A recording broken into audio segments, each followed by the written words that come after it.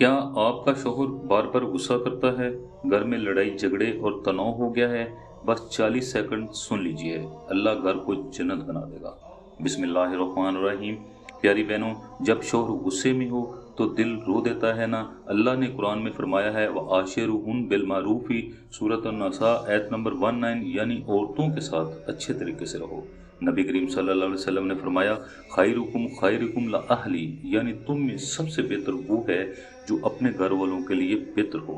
ये छोटा सा वजीफा रोज़ाना ज़रूर करें। हर रात सोने से पहले 11 मरतबा दुरूद इब्राहिमी पढ़िए, फिर 7 मरतबा ये ऐत पढ़े रब्बाना हबलना मिन अज़वाजना व ज़ुर्रिय्यतिना क़ुर्रतल ऐना वजअलना लिलमुत्तक़ीना इमामा, सूरतुल फुरक़ान आयत नंबर 74। इसके बाद हाथ उठाकर ये दुआ मांगे, ऐ अल्लाह मेरे शौहर के दिल से गुस्सा निकाल दे, इसके दिल में मेरे लिए मोहब्बत और रहम डाल दे, इसके गुस्से को ठंडक में बदल दे।